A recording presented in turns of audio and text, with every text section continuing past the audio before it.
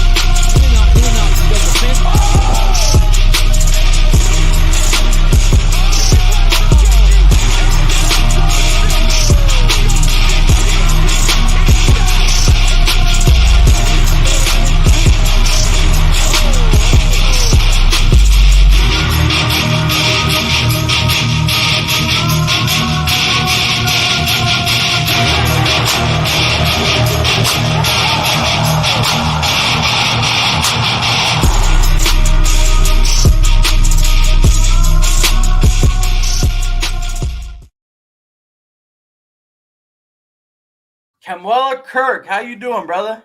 I'm good, man. Dude, I don't know if I got cut off there at the intro, but I was just saying thank you for having me on. And before I could finish that, I saw the intro kick in, so I was like, oh shoot. Anyways. Oh, I didn't even hear you, man. It's an honor to have you on, and shout out Brian, man. He was a pleasure to work with to get you on.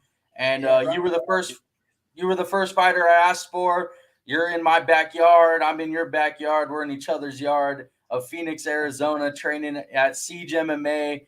It's actually a gym right behind the place I work. Kamuela knows a lot of people, it seems, from my work. So it's an honor to have. Seems like we roll in the same circle a little bit.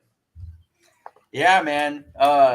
So I got to ask you, man, how's everything been going? It's kind of been a long layoff for you. How's your body feeling? How are you feeling? Yeah, dude, I feel great, man. It's been a little bit of a longer layoff than I would like, but it's been necessary.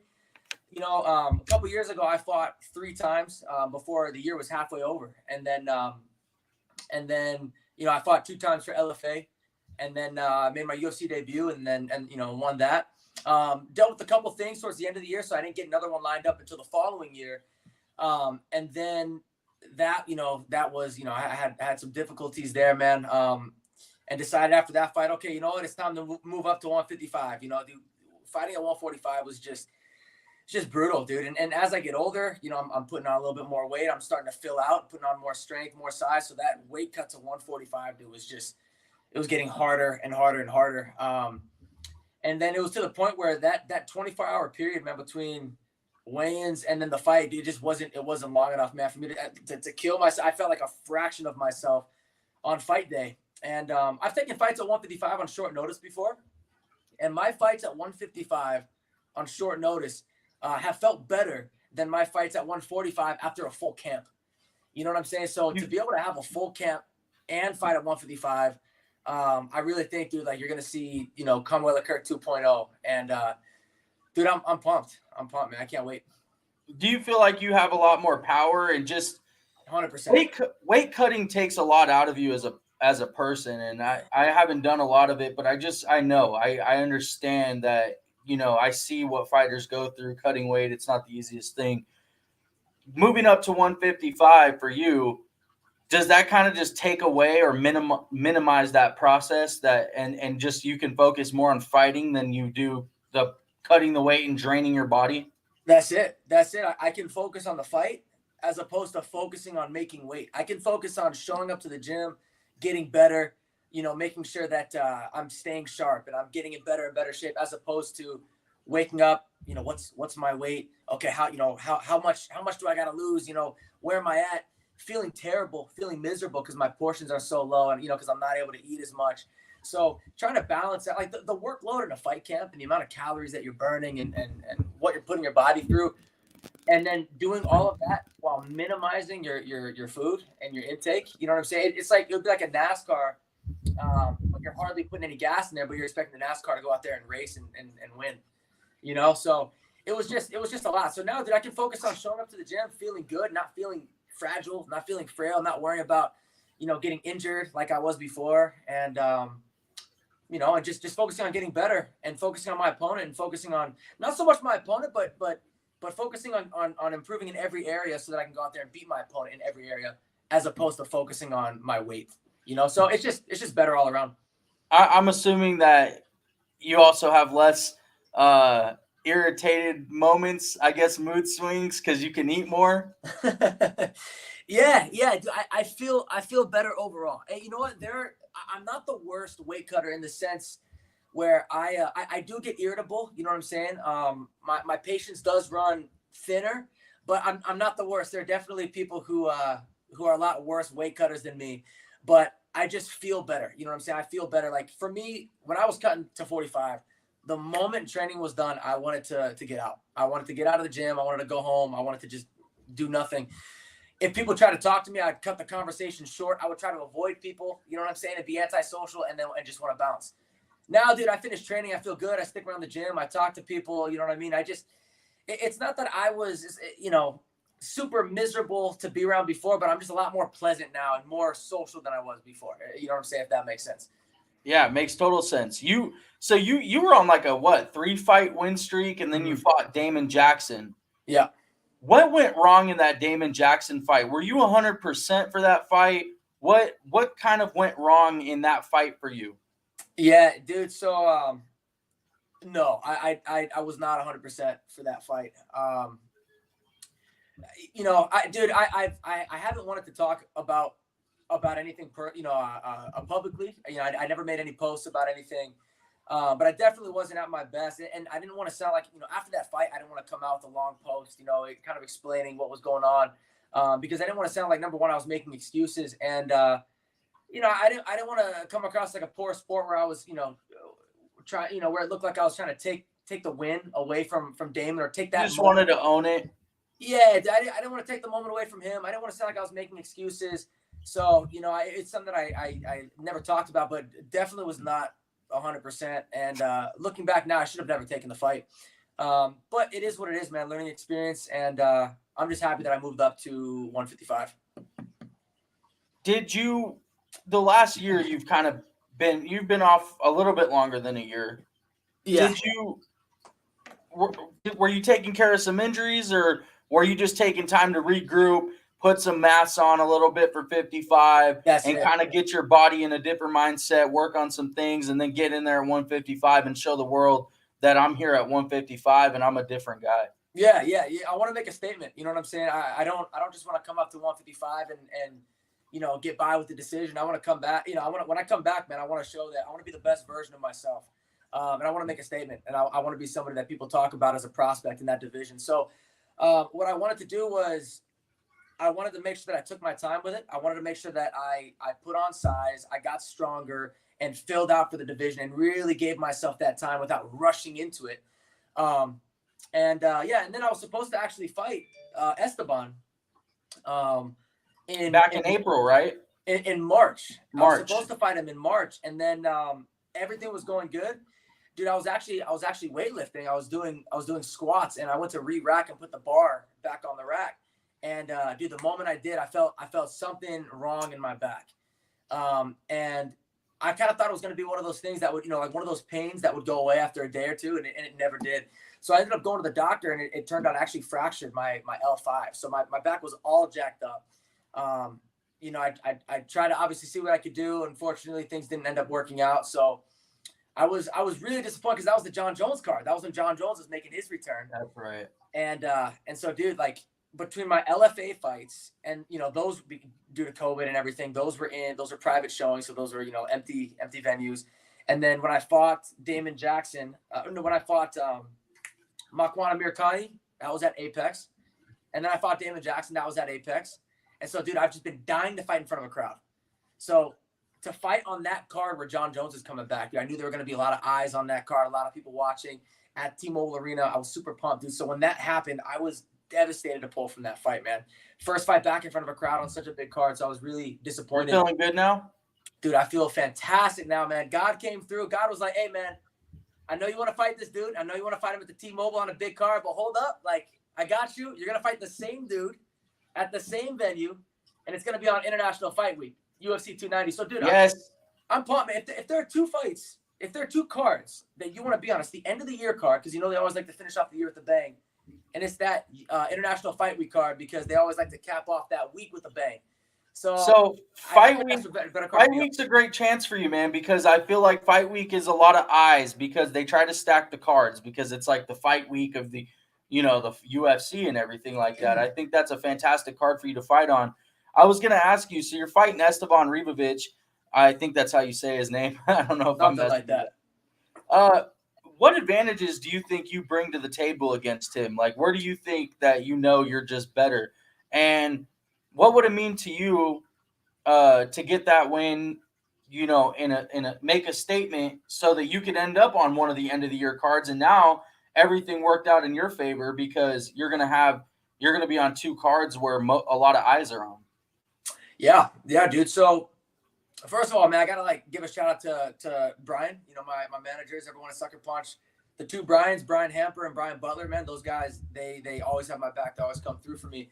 And dude, I'm really happy with how the UFC's taking care of me too, because the fact that they put me on that John Jones card, and now they're putting me on the, you know, International Fight Week, to me, you know, on that UFC 290 card, to me that tells me that they see me as an exciting fighter. They see me as an exciting prospect. To put me on both of these cards, because both of these cards, you know, they're trying to stack top to bottom. So I appreciate the UFC, and I appreciate you know, Sucker Punch management. As far as my matchup with Esteban, dude, I love it. So part of the reason why I was so devastated to pull from that last fight was because I really like this matchup. You know, no disrespect to my opponent there. I feel bad that I had to pull the first time, and I'm happy that he took this fight with me again the second time. So I have nothing but respect for him, but I truly feel I'm the better fighter everywhere. I think that I'm the better striker. I believe I'm the better wrestler. I believe that I have the better jiu-jitsu. I'm always looking for the finish, man. If you look at my record, almost all of my wins, except for actually I have one win by decision. All of my other wins are by finish, you know, knockout or submission, obviously. And I think like 10 out of 12 of my wins are in the first round, something like that. So, dude, I'm always in there hunting, always in there. I have that sense of urgency. I have, you know, when I smell blood, man, I go in there and I go in for the kill. So I think that's really going to be the advantage that I have over Esteban, is I'm going to be going in there, man. I'm going to be looking to finish this dude. And I truly do feel I'm the better fighter everywhere. And I have a just stacked team of guys that I work with. So from I'll put my coaches up against his coaches. I'll put my teammates up against his team. You know what I'm saying? And the guys that he's working with. And I truly feel I'm going to be the better fighter everywhere. You got 2 fights in you this year? At least that's what I'm hoping for. Honestly, man, my goal is 3. I know that's going to be pushing a little bit, because, you know, this fight's going to be. But at least 2. At least 2. At least 2. So I want to get away from the fighting a little bit. You know, I feel like we talk some fighting. Let's talk about this. What do you do on your off time outside of fighting? Do you spend a lot of time down at the gym training kids and training people? You know what, man? I used to coach the kids. I coached the kids for about 10 years or so, and then my younger brother, he took over for me. He's a brown belt in jiu-jitsu. He took over for me. He coaches the kids now. He does a phenomenal job. But I do like hanging out at the gym, man. Like that's home away from home for me. So even when I'm not training, dude, I love my team so much that, you know, they're like my family. So I enjoy spending time with them. You know what I'm saying? So I do enjoy being at the gym. Outside of the gym, dude, hanging out with my girlfriend, hanging out with my family. Dude, I actually love painting. Like that's something for me. Like here are a couple paintings on my wall that I've done. So if I can get that is a profession in itself, man. I appreciate it, man. I appreciate it. So yeah, so I enjoy doing that kind of stuff, man. I enjoy playing a little bit of music too, you know. So, but you know, for the most part, dude, I'm a little bit of a homebody. I like hanging out here, and like I said, my family and friends. I'm not a partier, dude. I don't drink. I don't smoke. I don't do anything like that. So, I'm pretty much at the gym, or I'm at home, just hanging out. Nothing crazy, nothing too exciting. Those paintings are dope, by the way. I'm like amazed. When you said painting, I didn't expect that. That is like some professional level stuff, man. Thank you, man. I appreciate it. I'm going to bring up 2 important people in your life, and I'm going to start off with this guy first. Walk me through what Brian has meant to you. Both Brians have meant to you at Sucker Punch It, and kind of like how they've been as a management team to you. I'm going to give you the floor. This moment is yours to kind of shout them out, talk about what they mean to you, what they've meant to your career, and how they've handled you thus far. Yeah, dude. So I have nothing but the utmost respect for Brian Butler and Brian Happer, man. Those guys have helped me, dude, to achieve my dreams. From the time that I was a kid, I wanted to fight in the UFC.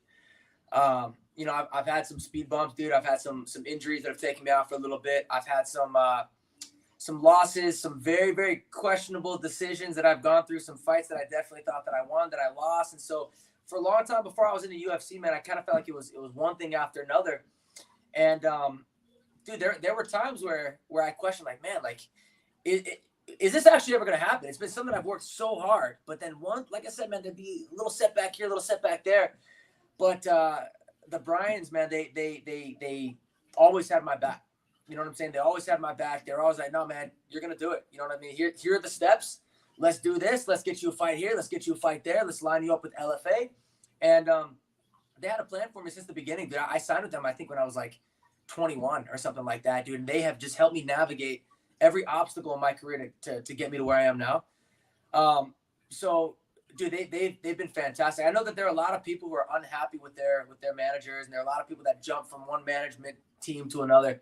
And dude, as far as I can see right now, man, I'm not going anywhere, dude. Like, these guys are stuck with me till I retire. So yeah, I appreciate them very much. They're a great group of guys, and I've just started my media career about a year and a half ago, and I hit up Brian one time to do an interview, and I don't think he ever saw my message. And then I think I had tagged him in a post one time, and he saw my message. And once he saw my message, he came through on an interview with you, and I'm grateful for it because this is an awesome interview, man. I actually been wanting this since I started at Quality Bumper. I've only been there for like a month and a half. That, man.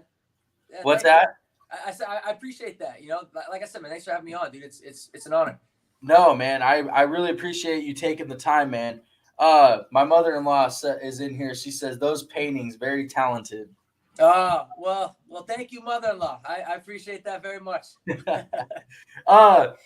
The next guy I'm going to get to is somebody that I know you hold dearly, and I'm assuming he's trained you most of your life. But talk to me about the motivation, the influence, the father figure, the leader that your dad, Chip Kirk, has been. I've heard so many wonderful things about him, and he raised a great human. I can tell by just talking to you. Walk me through what he means to you, what it means to have your parent be the one to lead your career in a sense, and all of that stuff. Yeah, dude. I mean, my dad's my best friend, man. We are, dude. We're tight, and it's been like that my whole life, dude. Since I was a little kid, Since I remember. Dude, I remember nights when I'd be like 7 years old and my dad would let me stay up. My mom would go to sleep. He'd let me stay. We'd be hanging out till like 1 o'clock in the morning. Everybody else would be asleep, and my dad and I'd be kicking it, dude. It's always been like that. My whole life, dude, we've always been tight. My dad was one that got me into jiu-jitsu when I was 4 years old. My dad and my uncle is also somebody that I'm very close with. They'd been watching the UFC since UFC 1, the very first UFC. They watched it live, and they saw Royce Gracie. They saw this dude, tapping everybody out, and nobody knew really what jiu-jitsu was at that time. And they were like, what is this? And my dad was like, I want to learn that, and I want my son to learn that as well. So he put me into jiu-jitsu when I was 4 years old. He ended up, he had the vision to open up a gym out here on the west side in Arizona, because at that time, back in 2007, not a lot of people knew what the UFC was, believe it or not. I remember being a freshman in high school. I was 14, dude. I was walking from one class to the next, and I overheard somebody say UFC. Dude, my ears perked because I couldn't believe that there was somebody else at my high school who knew what the UFC was. So, I mean, like, that's how small, that's how unpopular the UFC was back in the day.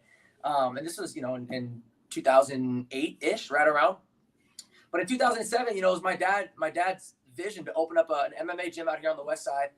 And, and here we are, man. We've never had big investors, big money backers.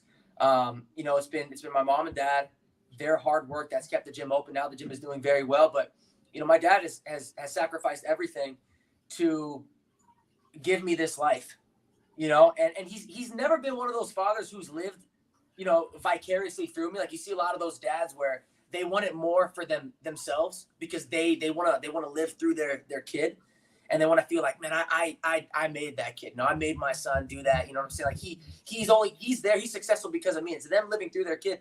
My dad has always done this for me because he knew that I was passionate about it, and he knew that I could have a future in this if that's what I wanted. So my dad, he's been in my corner for every single fight except for one because he couldn't be there due to COVID. I could only have one cornerman.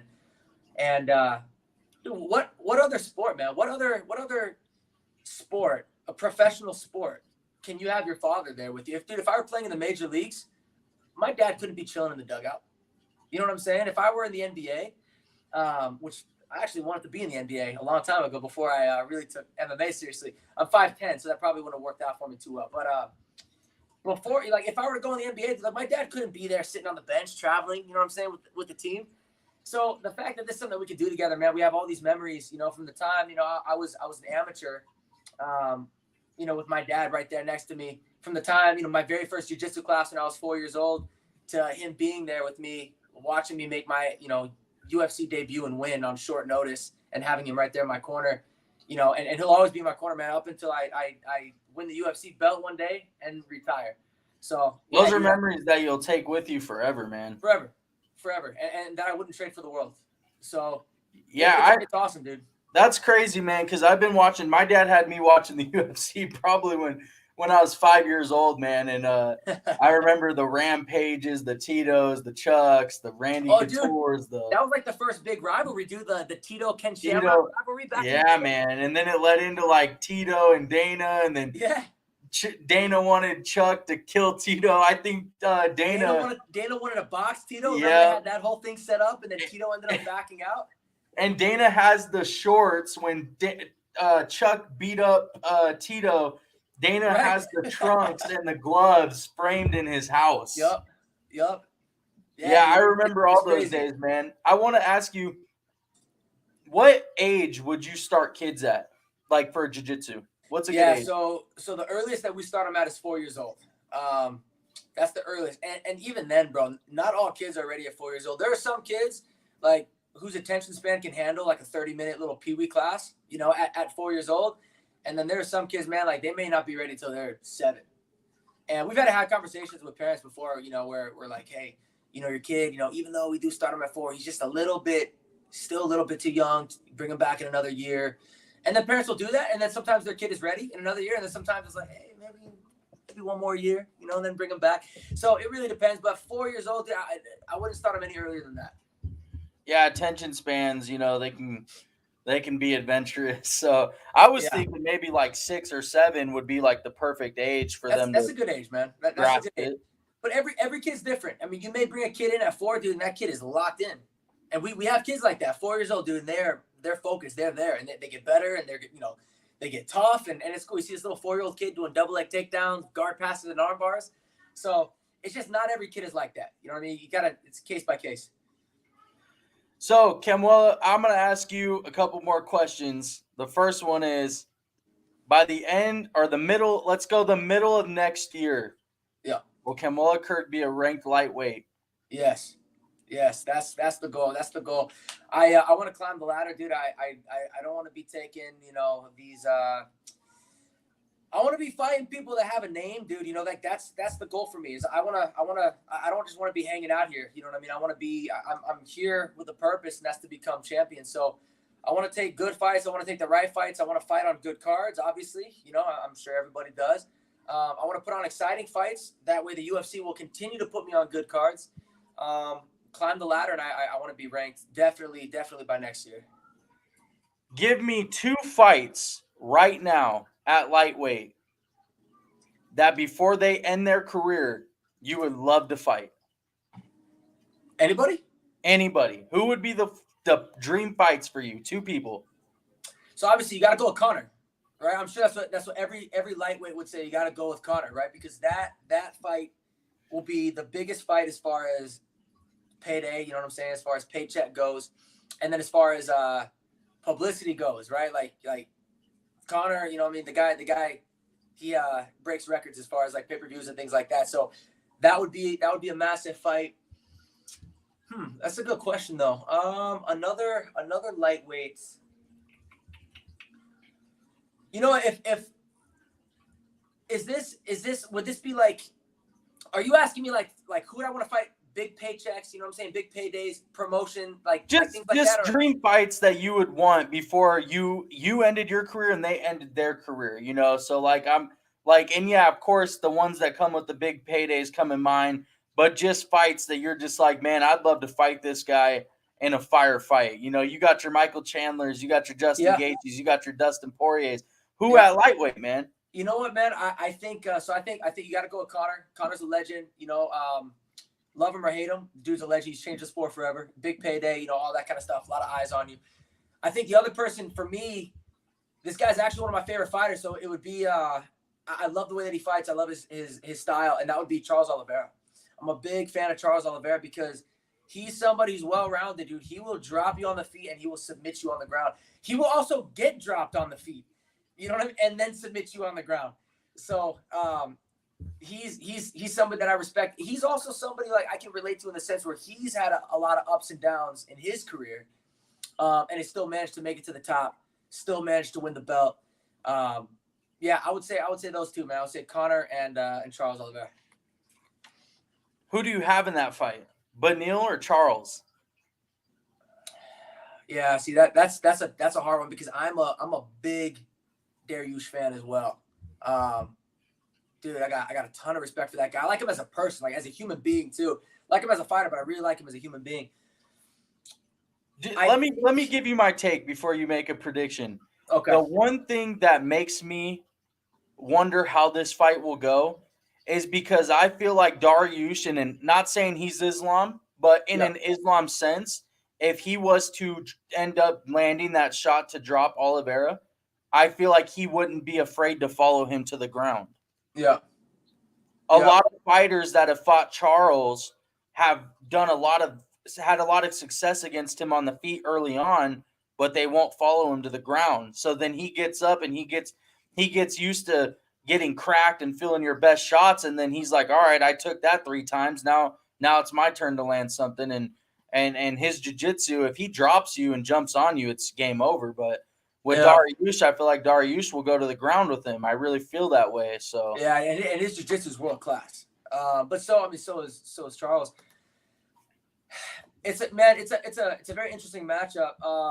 I think ultimately I'd give the advantage to Charles. I think Charles would be the better striker of the two. We have now Charles is chinny himself. The guy gets dropped like in almost every fight.